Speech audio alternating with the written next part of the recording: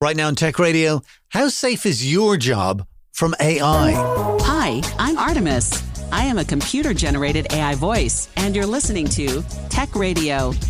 Every week online and on air with RT Radio, we bring you the latest in tech from Ireland and across the world. This is episode 1068, looking back at the 7 biggest stories of the week, including job security, urban planning, and Google has something purely for the kids. Plus, we discover how digital twins can be used to plan where and how we live with guest Ger Corbett, who is CEO at Sandyford Business District. Let's get to it. From techcentral.ie, this is Tech Radio with Dusty Rhodes and Niall Kitson.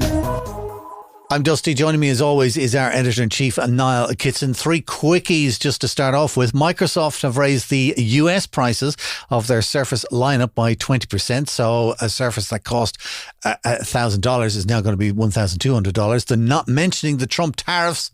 Well, we all know. Not entirely unexpected. No, not really. What the other quickies? Energy Star, the stickers that they have on fridges, which tells you how energy efficient your unit is. Now this is definitely a Trump story. That is going to be shut down in the States after 33 years. It's like, why would you do that? That's government overreach. That's regulation. That's not how this administration rolls. And Niall, how would you like it if a complete stranger came up to you and went, "Niall Kitson, how the heck are you?"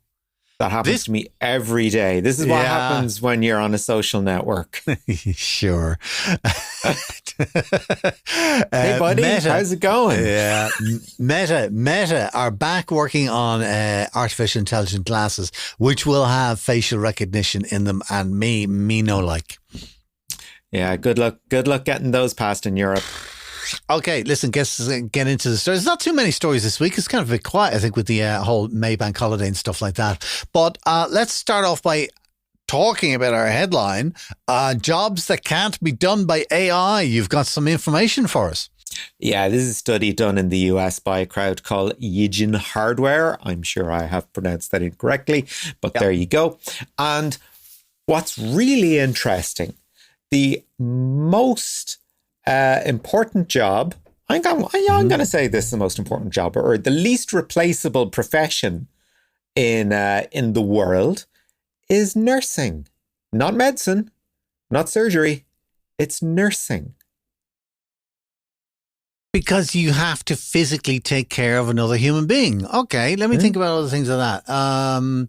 Will that include occupational therapists then? So, like, if you've been in an accident and you need to learn how to walk again, an AI can't do that.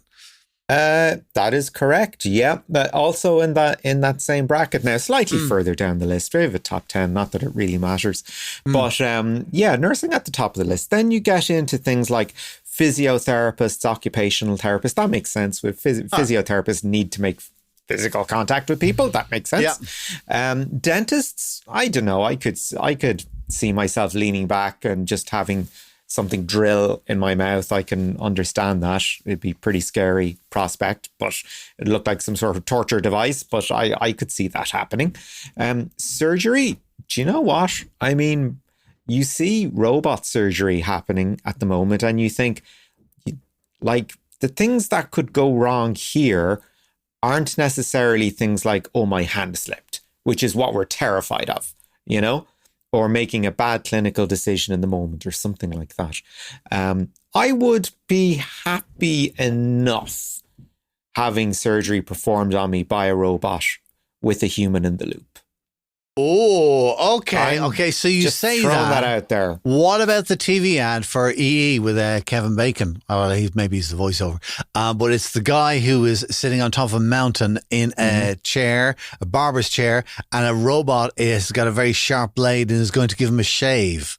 Whereas the guy operating the robot or whatever is miles away. Would you do that? That's trust right there, isn't it? Would you do it? It depends what. Something is going to give me a shave. I mean, I'm quite fond of my carotid arteries. I don't think there's a clinical need for that. If it was a case of, okay, your carotid artery needs sealing because you happen to use a dodgy robot deliver yourself a shave. Maybe I would be happier with the steadier hand of a robot. Hey, I mean, give it time. We'll find out more. You are you're very trusting, I have to say. But what jobs are ideal to be done by an AI? Doesn't say on the list. Doesn't say on the list. I tell you what, I mean, we're fairly low down on it. I don't know. I'm sticking by that phrase, which has been said quite often. I don't know who said it first, but you won't be replaced by an AI, but you'll be replaced by an AI, by somebody who's using an AI to do their job. And I stand by that. But no sooner have I said that, and I remember the story from last week where the language learning app, I can't remember the name of it, begins with a B, I think, has now gotten rid of all of their outsourced contracting staff and replaced them with AI. So yeah, I think it's definitely it's going to affect the market. Of course, it's going to affect the marketplace, but I don't think as drastically as we might think. We shall see. We shall see.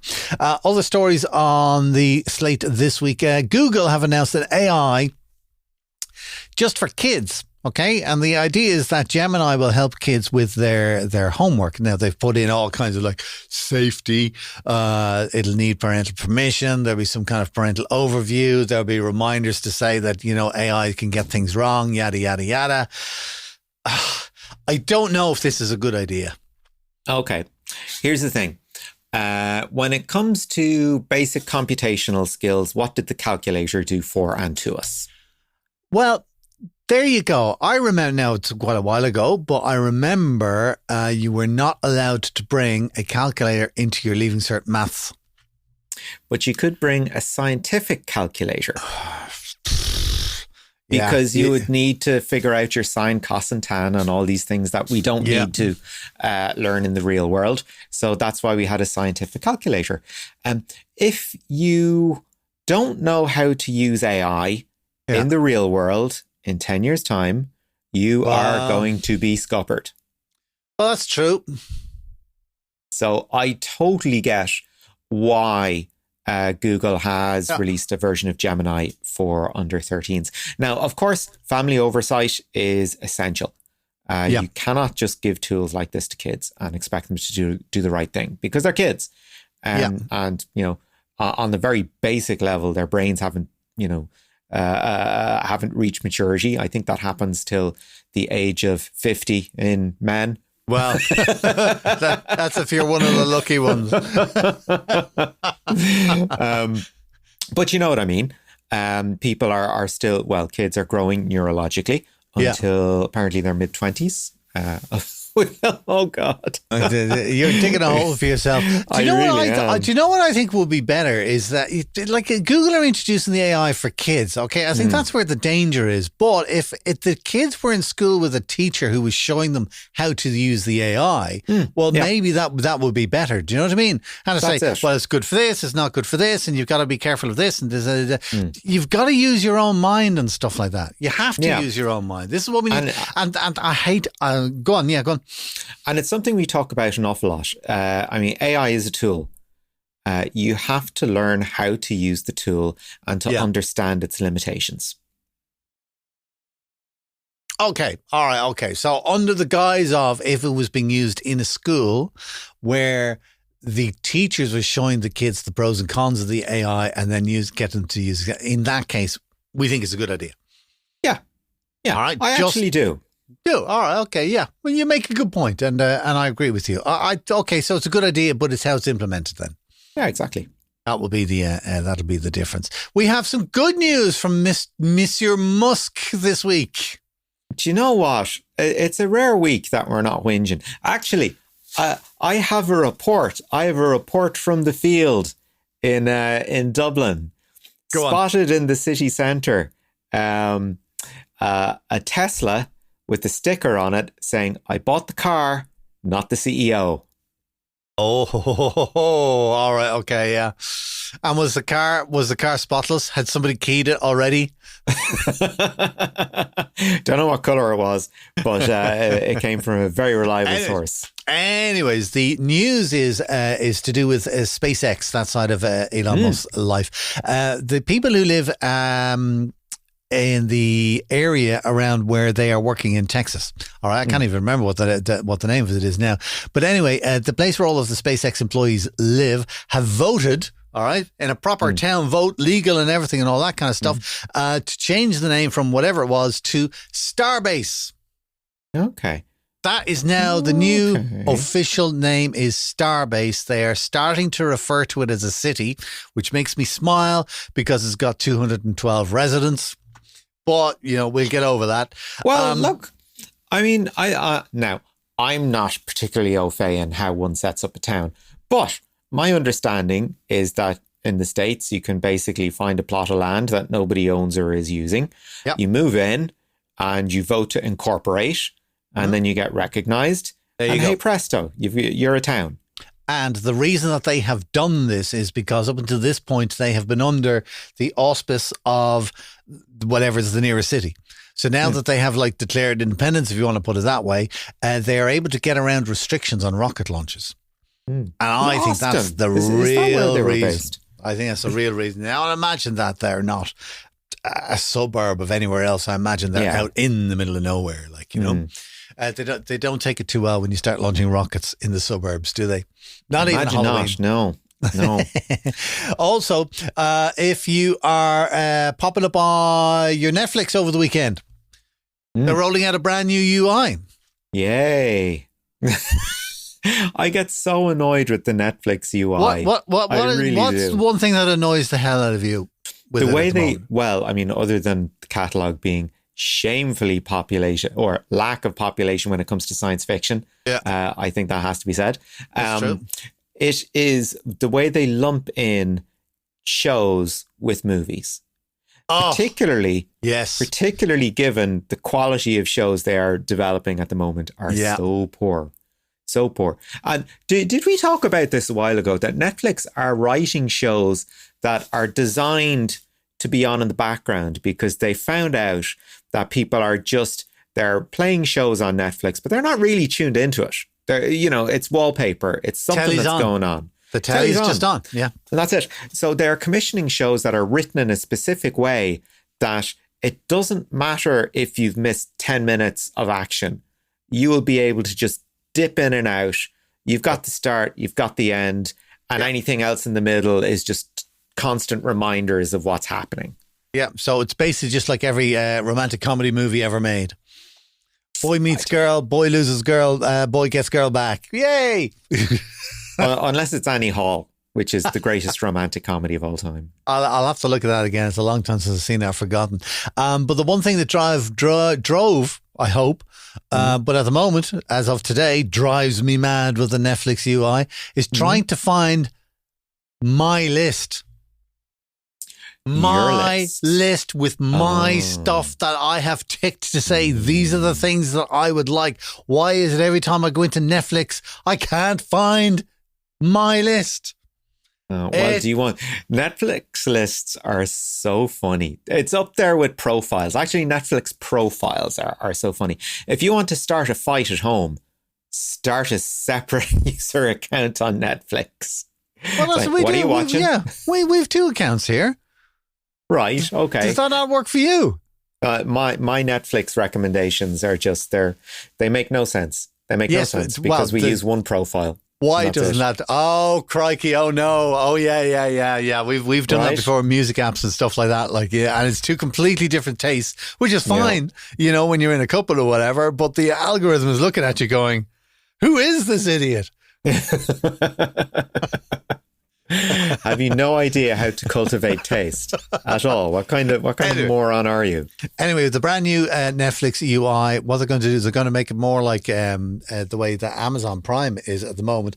They're just going to have a menu at the top of the screen, all right? Mm-hmm. So, and it's like, why didn't they do this in the first place? There'll be a big home button, which brings you to home. Then they'll have one button for shows. Then have one button for movies. And then they'll have a dedicated button at the top of the screen for My List.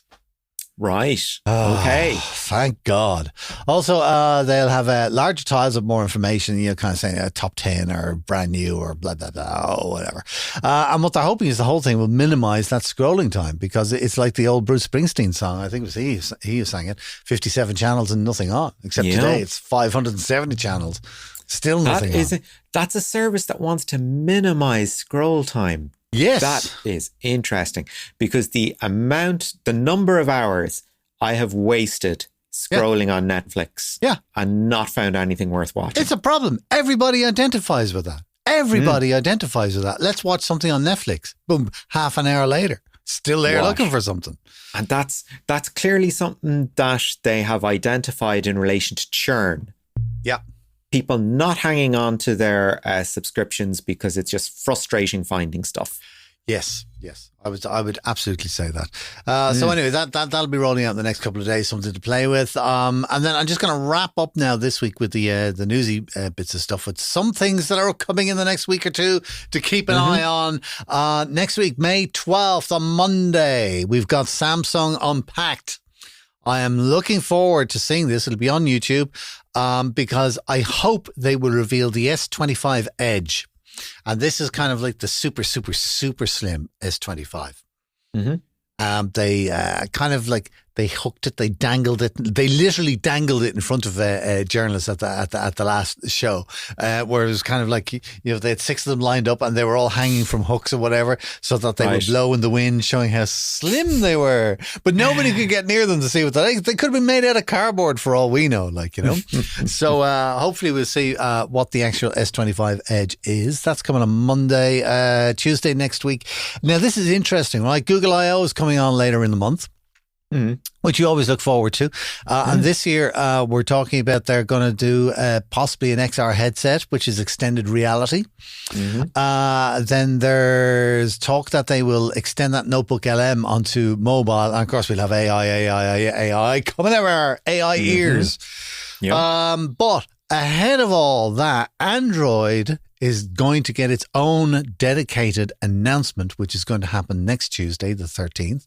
And they're just going to talk about all the things that are going to be new on Android 16. And they might even release it on Tuesday. I don't know. I thought you were going to say they might even release it. They might even release it. Who knows? So that's coming on Tuesday. Then, as I say, towards the end of the month, the 20th, we've got Google I/O, the whole thing. And then on May 23rd, book your tickets now. Tom is back in Mission Impossible Final Reckoning. Are you a Mission Impossible man? Do you know what? We're at home, we did a Mission Impossible season a couple of months ago. Yeah. And the evolution of that series from the mid-90s, when Brian De Palma made the first one. Yes. And it was a great movie. It was not very well reviewed at the time, not very well reviewed at the time, but it has certainly lasted. Yeah. To the way it has become this showcase of how fearless Tom Cruise is. What? He will do anything. What a great summation of what it is. Yeah. I saw the last one and I went, what is this? What is this? Do you know what I mean? And they've done so much about that bloody motorbike going off the edge of a cliff. Do you know what I mean? It's kind of like you're just waiting for that scene. And then when you get to it, it's like, okay. That happened. Yeah, it happened. Anyway, the movie's coming out on Friday, the 23rd of May, which means that on Saturday, the 24th of May, it'll be on your dodgy box. Such a cynic. That's the news. Talk to you later. Share the knowledge and invite a friend to listen. Search Apple, Spotify, or YouTube for Tech Radio Ireland. A digital twin is a virtual replica of anything that is being built physically, like a computer or even a full building. But what about when it comes to an entire urban area? We're about to find out from someone who is using digital twins to plan everything from new services to recreational spaces at the entire Sandyford Business District. He is CEO Ger Corbett, and he had a chat about what he can and can't do with a digital twin with Niall Kitson. So, Ger, for anyone who isn't aware of, scale, the scope, the size of Sandyford Business District, are we looking at a place that's predominantly small businesses, or is it somewhere that houses multinationals? The Sandyford Business District is made up of 4 business parks, and that is the Lorgan Business Park, Sandyford Business Park, Central Park, and South County Business Park. Within those 4 business parks, you have pretty much all the sectors, all verticals. Over 70% of the businesses are SMEs. We have obviously got some large multinationals like Microsoft have the European headquarters there. MasterCard, Vodafone, Google, Meta are all represented in the district, but predominantly it's SMEs. In total, all of those companies put together are roughly about 1,000, and they employ 26,000 employees. In addition to that, we have 6,000 residents, which is quite unusual for a business district, especially in Ireland.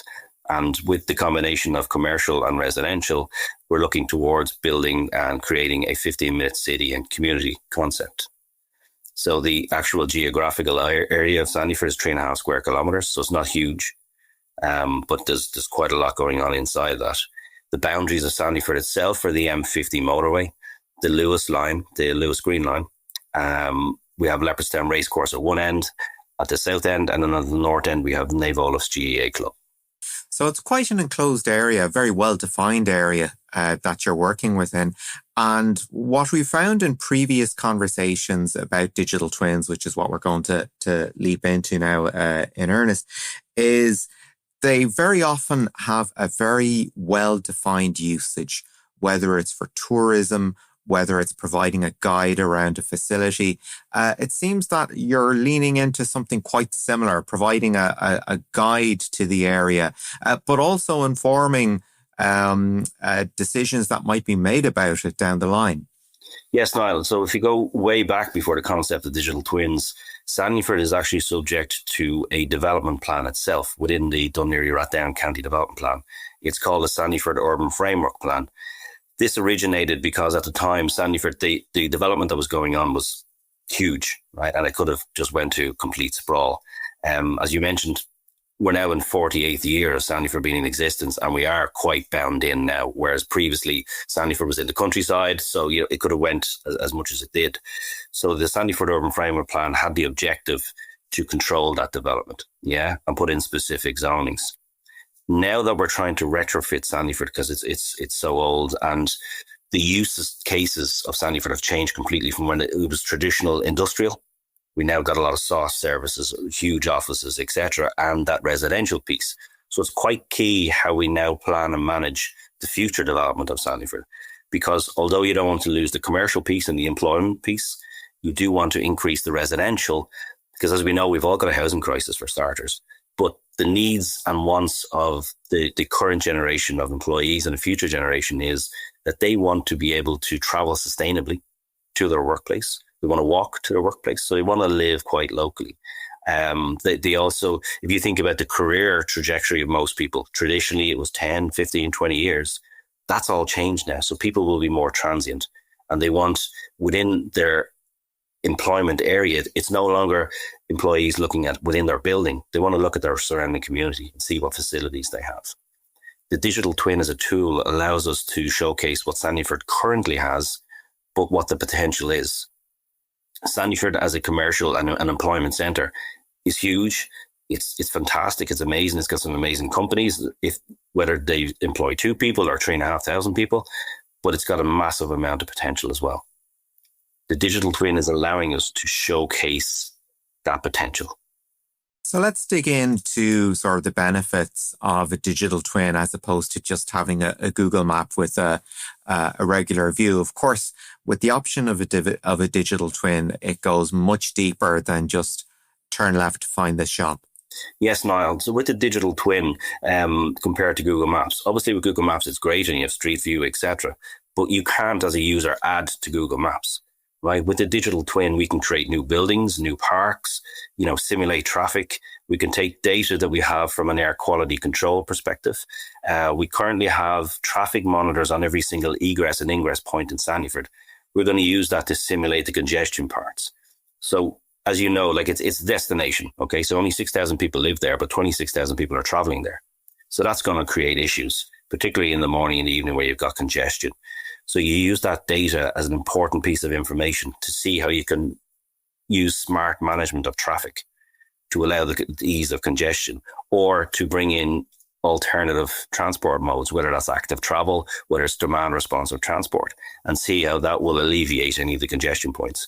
Or, bringing in new relief roads, which is what's going to happen in Q2 of this year, where there's a new relief road coming in off the M50, and we can simulate how much traffic will come off the existing infrastructure onto the new infrastructure. So that all plays a part into the operational piece of Sandyford, as well as looking at the future plans of it. And of course, where you might opt to put future housing developments, because you'll be able to see, okay, well, here's the actual infrastructure we have for this area. We can't actually get a broadband line out here, or it will take X amount of time to get, water or electricity up to this particular area. These are the kind of things you're looking at as well. Yes, Niall. So if you think about the traditional method of planning, it was all two-dimensional, okay? And we have a certain amount of objection culture within Ireland. A lot of that is down to people's capacity to visualize how that 2D drawing will look in a 3D capacity. The digital twin takes that completely out of the picture. What it will show people is exactly how a building will sit in its future environs, how it impacts from a sunshine perspective and shadowing. So we can simulate shadowing within the digital twin to show people down to the hour of the day of the year, weather related, how that shadowing will affect them from a surrounding perspective. So it really gives people a clear indication, of what a building will look like. And it takes out that doubt that people talk about when you talk about it, something's going to be built next door, you're never going to see the sun again. Well, actually looking at it now, you're not relying on people's capacity to visualize, because it will be there. Interestingly, you mentioned about, a new broadband line coming in, etc. What we're also implementing in this digital twin is GIS information. So we are going to survey the ground, okay? And we will be able to see all the services that are underneath the ground. What that allows is more efficient planning, more efficient development. You mentioned about the residential development piece. If currently you are trying to do any work on a road, you have to do a survey, right? And as we know, there are occasions where you might have somebody digging up the road for a gas pipeline, and then it's relayed, and then a few months later, somebody's digging it up for a water. But in the meantime, they all have to do separate surveys. With the GIS information, digital twin, that's clear. And every time you do a new development or a new dig, you have to put that information into digital twin. That gets added in as another layer of data.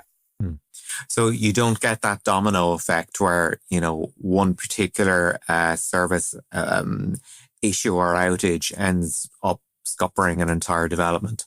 Yeah, exactly. And if you think from a maintenance perspective, Niall, so, Ishgaren obviously would have the management of the water. If they've got a leak somewhere, and if you look at that as a simulation through the digital twin and say, okay, 50 yards down the road, we can see where the leak is coming up through the road. But is it actually there, or is it further up where the leak could occur? And obviously they have their own equipment to survey that, but they can see through the digital twin exactly where their pipes are. Yeah, so it'll make a more efficient solution and problem solving. Which all kind of feeds into making the district sort of giving it a stronger approach to sustainability.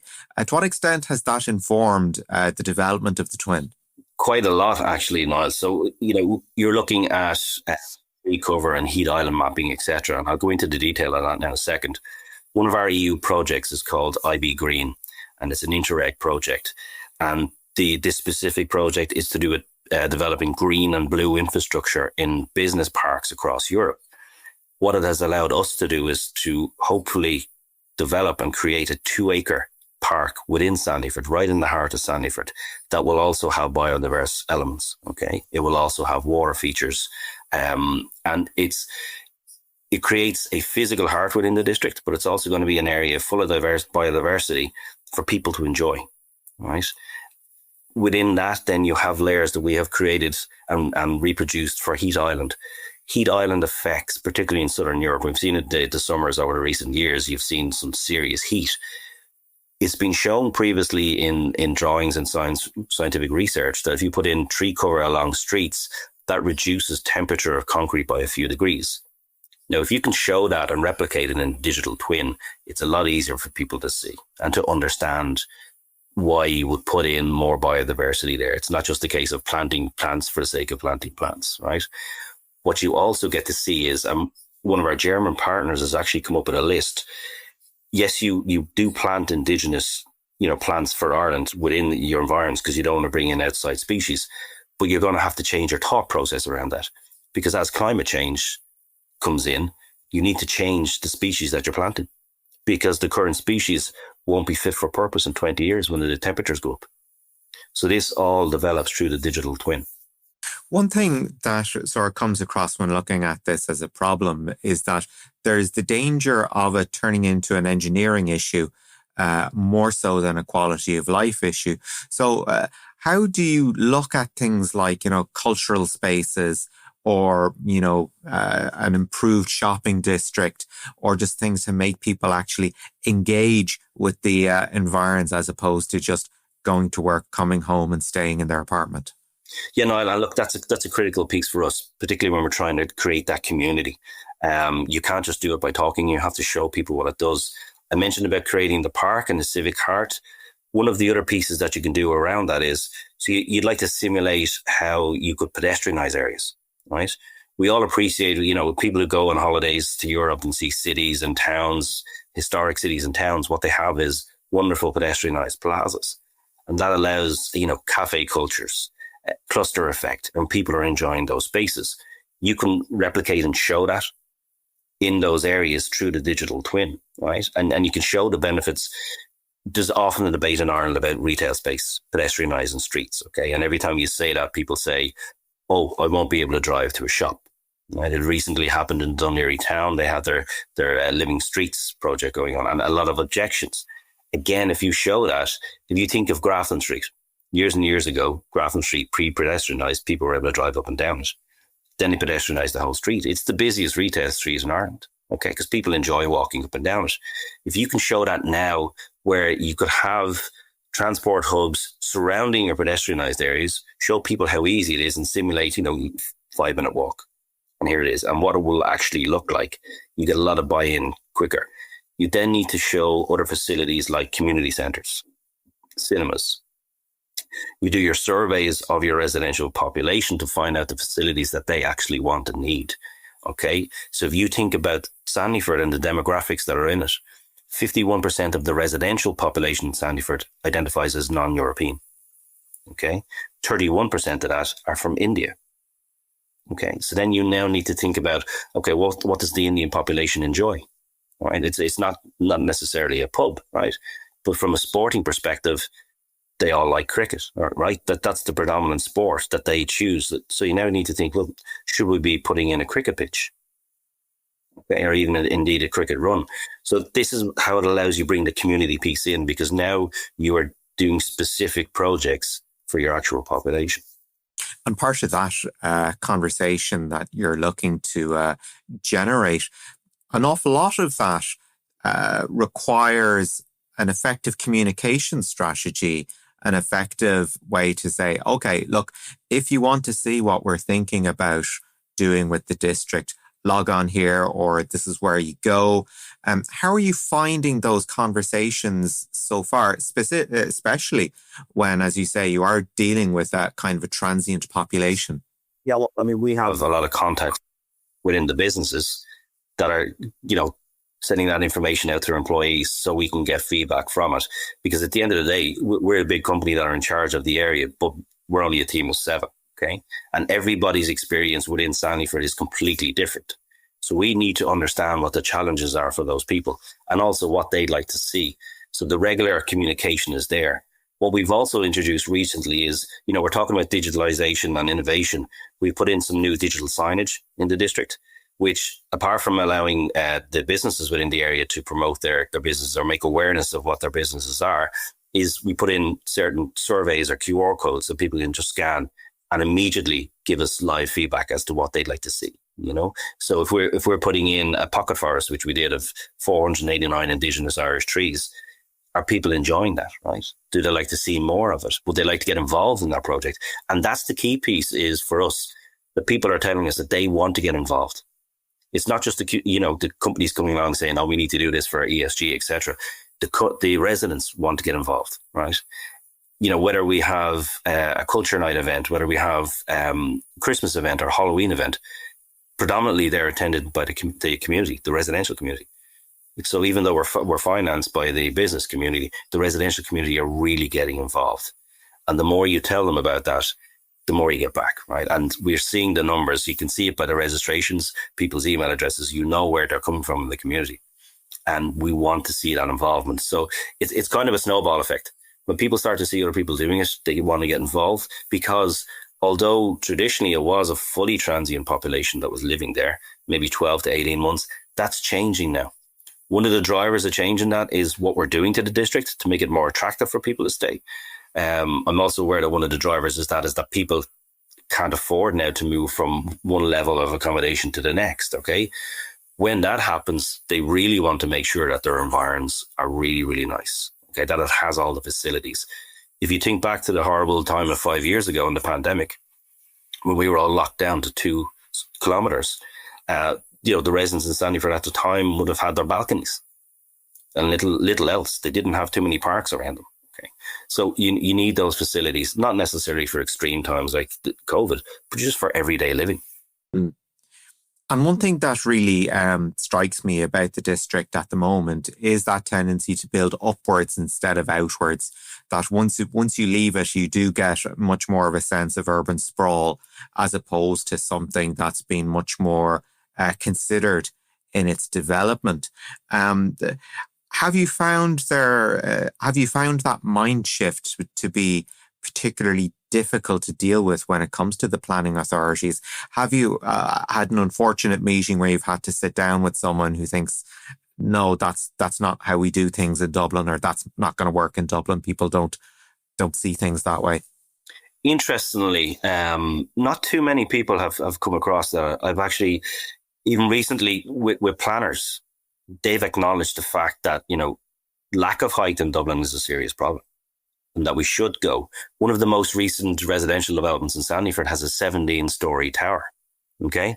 And it actually looks really nice, and I haven't heard one single complaint about it. So I think if you plan it well, like it doesn't need to reflect Manhattan, but certainly one of the issues is we don't have the opportunity for sprawl in Sandyford, because I mentioned earlier on the points at which we're hemmed in. So we need to go to heights. They don't all need to be 17-story towers, but certainly, particularly around the light manufacturing piece, where you have zoning and light manufacturing is a maximum 2 stories. Okay, that's a waste of land for me. And I think particularly in an island nation where we are hemmed in by water, we need to be clever. Right, particularly around our major urban areas like Dublin, not just Sandyford, we need to go up. And like, you can do it in a tasteful manner. You can do it in a simulated manner where you're not creating wind tunnels. You're not overshadowing too many people around you. Okay.